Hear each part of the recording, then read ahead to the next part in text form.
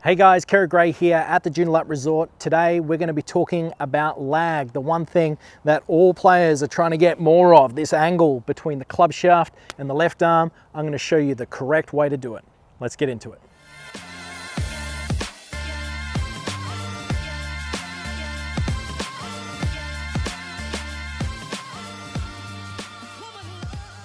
Before we get into it, please click down below, press the subscribe button, press the little bell so you get notified of any upcoming videos. Got a heap of great ones coming out for you to really help your game in 2020. So let's get into it. Today, we're talking about lag, specifically the angle between the left arm and the club shaft right here. Now, one of the big misconceptions about this angle is how to create it. I see a lot of recreational golfers really trying to work hard on creating more lag coming into the golf ball. They're really trying to pull the elbows in front, get this golf club lagging behind, trying to make this angle between the club shaft and the lead arm more acute. But when you do that, there's a right way and there's a wrong way. I'm going to show you each of them.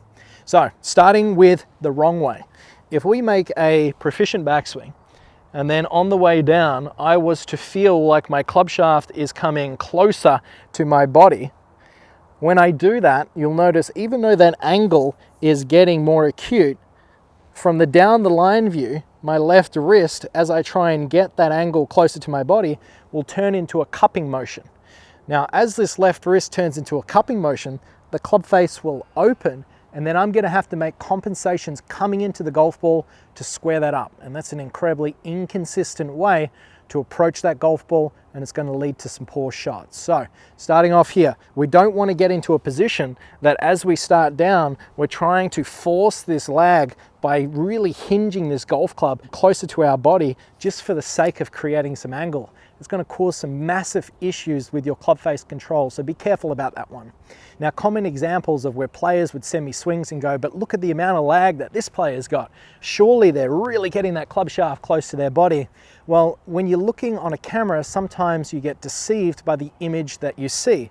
So for example, a very common swing is Sergio Garcia. Sergio Garcia looks like he has an incredible amount of lag. However, the way that Sergio Garcia gets lag is very different from the way that I just showed you. So, starting from the down the line view, just to show you this, if I swing to the top of my backswing and create lag by moving my right wrist back and keeping my left wrist flat, that is going to increase the angle a lot. The benefit of also doing so is when I keep this flat and I get that right wrist moving to a more bent back position or a cup position, you'll notice this flattens the shaft. Now, if I then turn around from this angle, well then that looks like I've got an incredible amount of lag. But as you notice, it's quite different from the way that the recreational golfer would create lag. They were pulling and hinging the golf club towards them, so this left wrist was cupping. If I do that from this angle, that will create a steepening of the shaft, causing ball contact issues. But if I do it the correct way, I flatten the left wrist and I allow the right wrist to hinge back, turn from the face on angle, now you can see that I do have a nice angle between this left arm and this club shaft, but we've got the benefits of that club shaft being shallow, which is indicative of better ball striking and improving your delivery of that club back to the ball. So one big difference between the way the recreational golfer creates lag and the professional is how the wrists move.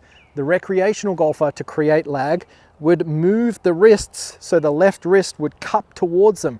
They would create too much angle with the back of that hand, and then even though that would create a nice angle, that's going to open the club face and cause issues with the ball striking. The professional, however, would do the opposite. They would tend to flatten the left wrist and hinge back the right wrist, which in turn shallows the golf club, gives the appearance of more lag from the face-on view, and then also ensure that they're able to then swing on plane back to the ball and hit more consistent shots. So big misconception here with a lot of players is how to create lag.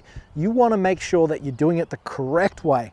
Think about the right wrist bending back, not the left wrist hinging towards you, which is going to cause you to cup that in a position where it's going to really cause some issues with your ball striking. So I hope you've enjoyed today's video, little snapshot on how to correctly create lag in the golf swing. Please like and subscribe, comment below if you've got any questions, but until next time, I'm Kerrod. Thanks for watching.